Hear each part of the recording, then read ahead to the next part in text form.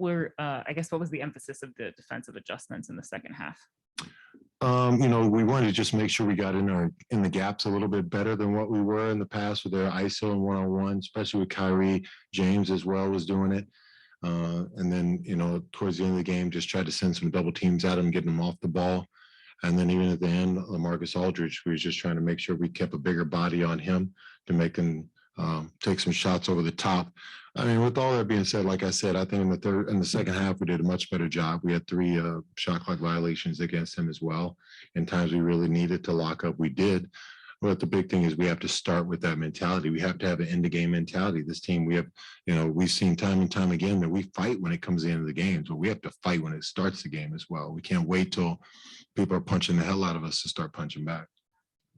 How did you kind of view the matchups in the rotation? It seemed like you went away from Gafford and maybe opted for size. Is that correct?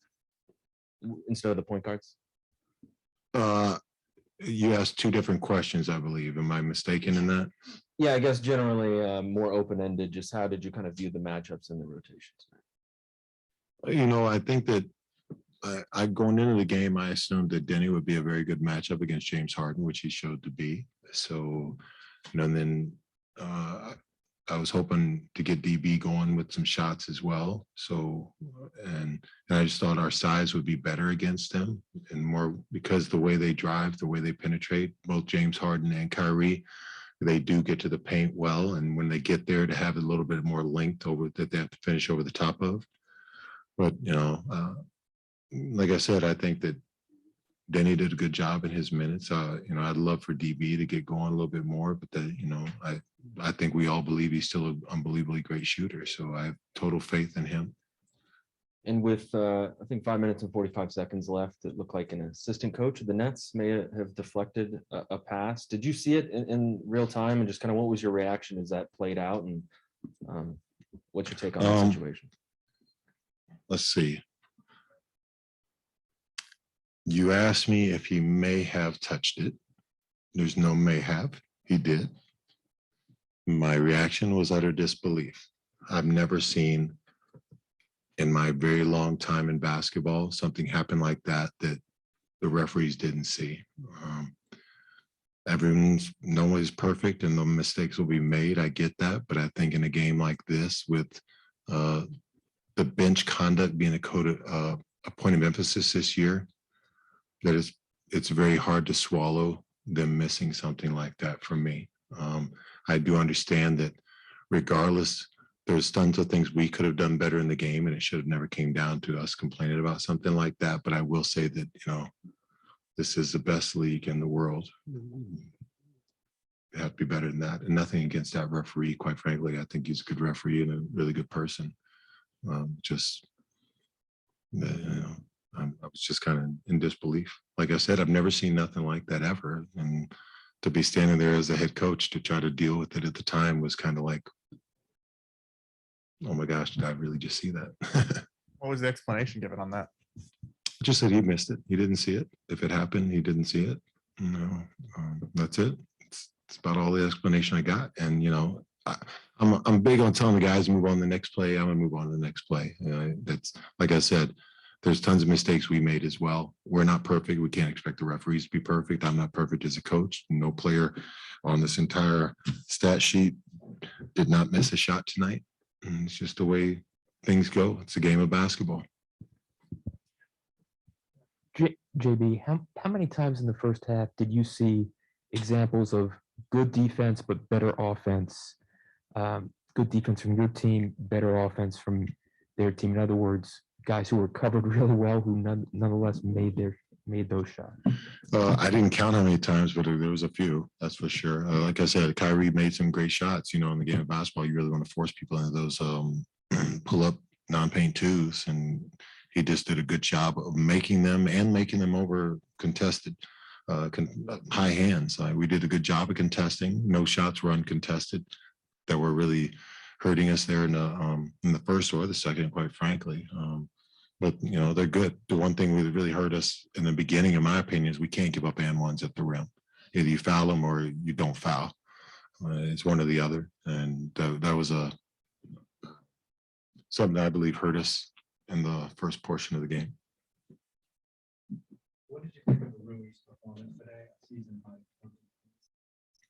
I think he's constantly taking steps ahead.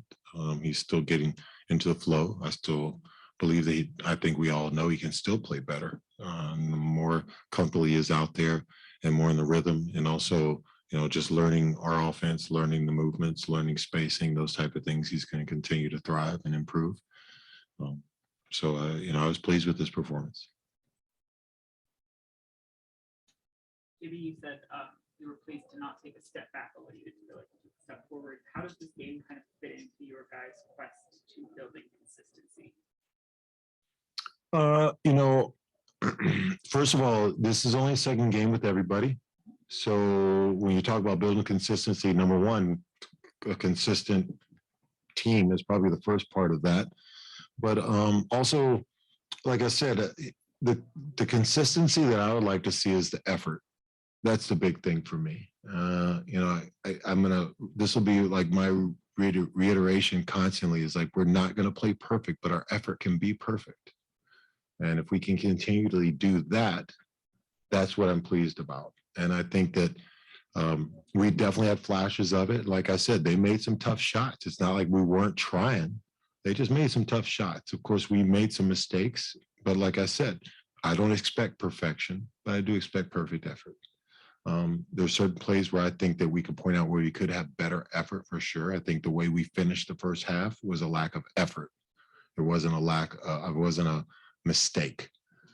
So there's, just to give that example, but I will say that, there was more plays where I saw good effort and damn good shots being made than lack of effort and just mistakes being made.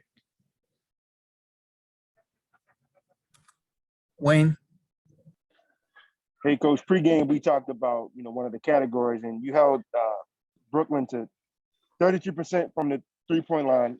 What did you think of tonight's defense in that aspect from the three-point line? As far as what we did the three-point line, I was, like I said, I was pleased. That's what we wanted to do. That's why we harp on. We're actually, if I'm not mistaken, the number one team as far as limiting three-point opportunities. But the thing about it is, and quite frankly, is I want to say Kyrie's almost the king of the mid-range shot, and he showed it. And it was difficult. They got in our paint much more than what we should have. And going back to what I said about the first half, you're going to go in there, either foul them and don't give them the shot, or you just don't foul them. But we can't give up and ones at the rim. Thank you, Coach. Last question to Neil. Hey, Coach, apologies if you already were asked and I didn't hear, but did you consider taking a timeout either when you're bringing up the ball and or after you got the offensive rebound? Did I consider it? Yes. And I guess just the did. thought process. If your question is, did I consider it and why did you not call it? That might be the more accurate question. I considered it for sure, but I felt like we had such momentum when we got the rebound going the other way, and we had them scrambling. So I felt once we got going down there that we had an opportunity to get a good shot. And then when we did get the rebound, honestly, reviewing the video even myself, because I wanted to make sure I wasn't inaccurate with it, Montrez called a timeout when he got the rebound as he tossed it back to Spence. And they didn't give it to us. So when I saw him call the timeout, I thought either he was going to get it or it's going to be too late if I tried to get it. So, but it's the nature of the game. I felt that we had a good momentum and rhythm going down to the other end. We got a big stop. I would have loved for us to get the initial defensive rebound and not give them a second opportunity, but we had some good thrusts getting up the court. And I just thought it was advantageous of us to continue with that momentum. Thanks, Coach. Yep. All right, JB, that's it. Appreciate you. Thank you, guys. God bless. A lot of things or answer a lot of questions. What did this game do to answer any of those questions? How did it fit into your guys' search for consistency, do you think? I mean, that's a tough question to really ask or answer because, well, I think from the first half, we beat ourselves. It's kind of hard to point blank period. You can't let somebody score 70 points in a half. That's tough to recover. We did a hell of a job in the second half defensively. I think we held them to probably about 45 points, which that's a damn good plus for us, especially how we've been so up and down defensively.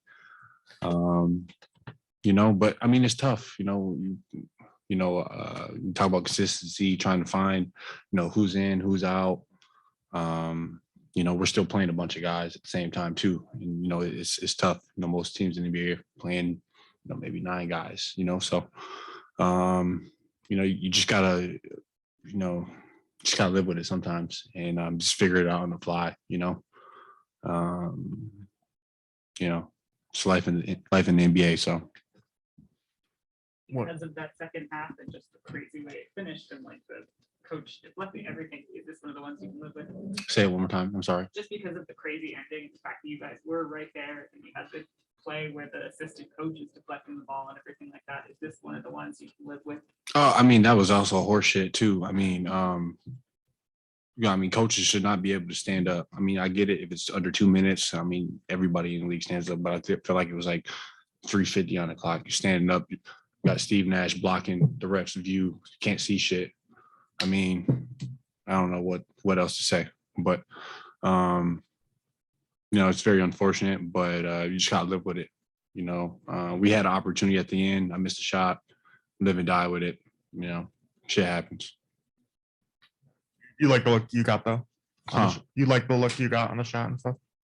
Wide open, and I just missed it. I mean, it's all right. I can live with that. I can go to sleep tonight.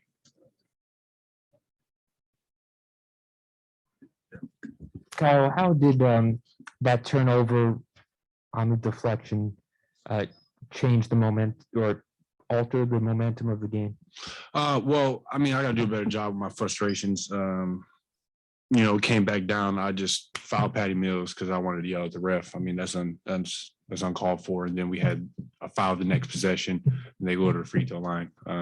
So I take that one on the belt. But like I said, it's just an unfortunate situation. There's a couple guys out there that horse shit all night, so I live with it. Coach Blair said he'd never seen anything like that. Have you in your career? Was that a first? I mean, AAU basketball is what it looked like. So, I mean, just gotta live with it, Mm-hmm. And you obviously had a great view of it. I'm not sure everyone on the team saw it. What was kind of like the moments after that? I know you said you fouled Patty, but do you have run to the coaching staff and kind of tell them what you saw? I mean, I don't. We couldn't even review it. We already used our review, so it didn't really matter at the end of the day. I mean, the most you can do is yell at the ref, but he could just say he didn't see it and it'd be all right. So sorry.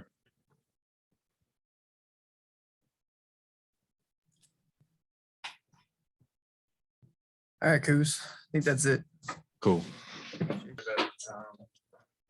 guys are, now that you were whole again, you kind of had to find yourself. How does a game like this help that process? First praise my Lord and Savior Jesus Christ. I mean, I feel like I don't think we took a step back from last game. I think we really competed really well. Granted, Kai and James were kind of, they won it in the first half. We were kind of, I don't think we showed enough resistance. In the second half, we did that, and we limited them to like 40 points, something like that in the second half. So that's who we can be. I said it after the game. We keep showing our hand. We keep showing that we can guard the right way. We can push the ball and execute on offense and get good stuff. And the biggest question is, what is our consistency? Can we sustain it? Granted, tonight we definitely could have won the game. There was some janky stuff that happened at the end, but we competed, and there's no more victories. But we gotta win this one. But they're a good team and competitive. They are who they are for a reason. But we're right there. We were right there the whole game. We just got to come up with a few plays at the end of the stretch. We'll see a 2-minute report tomorrow saying what it should have been called. So maybe we'll have Brooklyn stay tonight. We'll finish the game tomorrow. Maybe. Yeah. Right. guess. Brad, when you talk about looking for organization and figuring out the rotations and everything like that, you've also got a trade deadline coming up in about a month. How long does this team have to wait until it figures that stuff out when there could be more changes coming or not? Yeah, I mean, what you just said, we got to the 10th. So kind of like what I've been saying all year. You can wait, but you eventually run out of games, and we're at the deadline now, and everybody, you either make a move or you roll with what you have.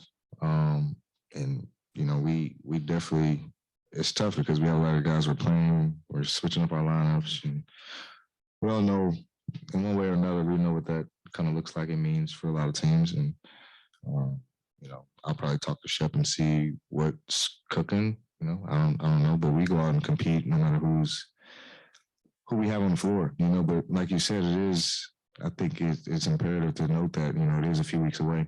So if we do make a move, we gotta get on the ball, get that guy in, get whoever it is in, and get acclimated and get guys going. But it's tough. It's always one of the toughest parts of the year. Team wise, individual wise. You see the rumors every day. So it's tough. But you stay professional and you continue to come to work every day and control what you can control. We talked to Kuz and he was right in front of the deflection by the coach. Did you notice it right away? How did you realize that? Yeah, and I was at the top of the key, which is, I know I had LASIK, but I know my vision probably, I can't see that damn far that good, but that was clear as day. Vanderpool, my guy, he was playing defense for sure. He was playing defense. I mean, it happened. It's unfortunate. We can't do nothing about it. Would that have changed the game? Maybe, maybe not. But, there's still other plays in the game we could have made. I could have made my 2 free throws that we won.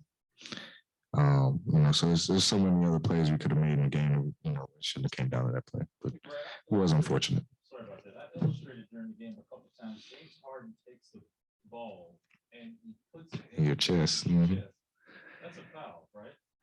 It's a great offensive move, but yeah, I think it's a foul. Yeah. It's a vet move. This is very smart. It's because it's subtle. The refs really can't see that contact, that close to the body at times, and it's a vet move. He's been doing it for a while. I think they're just now starting to get a hold of it. But I mean, it's smart for sure. How does your offensive rhythm compare now to the last time you came back from a similar absence? It's kind of the same. I didn't lose really much of a step. I was pissed. I missed like 10 layups in the first half tonight. My rhythm's good. I have a good bounce. I like the flow of our offense, and like sometimes I should be a little more selfish, be aggressive, and for the most part, I think we do a good job. We get good shots. I think we got to stop turning the ball over, but for the most part, we do a good job of just sharing the ball, getting good shots as best we can. Going back to what you were saying about the deadline, because you guys have a lot of like favorable contracts or movable like assets, does that make it harder as a team to either turn it out, or is it more challenging or anything like that? I mean, that's where the professionalism kicks in our jobs, because we, like I said before, we realize some guys are going to play, some guys aren't. A lot of guys' names are going to come up in rumors, and being on the blocks. Washington's, putting such and such out. Like, that's going to happen. Whether it's true or not, you have no control over that. Unless your agent calls you and tells you what's going on. All you can do is, control what you can do every single day coming to work. And that's up to us to continue to keep that environment as positive as it is. It's tough, and we're not the only team that goes through it. It's our league. Guys move in and out, constantly. So, it's a few weeks away, but we definitely try to keep our poise, stay professional as much as possible, and just control what you can control, man. If you're not getting tick with us, there's 29 other teams watching you. We've seen guys have success, after trade, so anything is possible. Brad, we know that even pros have a finite amount of energy that they can expend. Is it realistic to think that the same defensive intensity that the team showed in the second half is something that can be sustained throughout an entire 48-minute game? Yes, because we have 12 to 15 guys, and it's not just going to be 5 on the court that are, granted, it's 5 on the court that are getting it done at the time, but there's going to be a new 5 that comes in that, the same expectations are going to be, the exact same. So I would say, yeah, it is possible. I think there's a few games, I think like 4 or 5 games where we played really, really good, perfect games this year, on the defensive end, and that carried us to wins.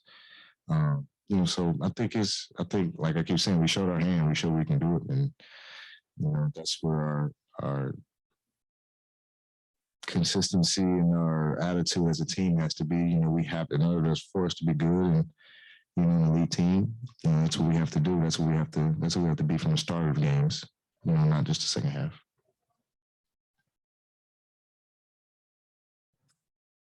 Neil. Hey, Brad, first off, just how was your conditioning for yourself today, second game back? I was okay. Maybe a little bit winded in the third one. I was kind of going a little bit, but I was fine. I was the usual. I was good. And, like you said, you held them to, I think, like 45 points in the second half. Kind of coach was telling us that, you can't always be perfect, but I can expect perfect effort. Yeah. Was that kind of the message at halftime to try and get it turned around? Yeah, it was a great message by Coach JB. He says, you guys aren't going to be perfect. We're not going to be perfect as a staff, but I expect your effort to be perfect every single time. Take one possession as its own possession. Don't worry about the one before. Don't worry about the one that's coming after this. Don't worry about the last shot. Don't worry about the refs. Worry about this possession, getting a stop, execute on offense. And I think we did that in the second half. And I think that definitely message was relayed for sure. Thanks, Brad. Last question to Wayne. What's good, Brad? You finished with 9 assists tonight. With adding the facilitation to your game, do you feel like teams are defending you differently now? In some ways, I think a lot of teams are still more or less making me pass. They're making me get off the ball. It's a totally different dynamic than last year. Like this year, we have guys who can facilitate, who can put the ball on the floor, who can knock down shots, who can really be threats and not have to load up on me all the time. So once they're going, that frees up me on a lot of drives and a lot of, one-on-one situations, so, teams are still trying to make me get off the ball. I think I'm just kind of more or less figuring out ways to manipulate them, keep them from, doubling as strong as possible. And I'm just trying to make the right reads. Appreciate you, Brad. No, man. All right, Brad, that's it. Appreciate you. Yep.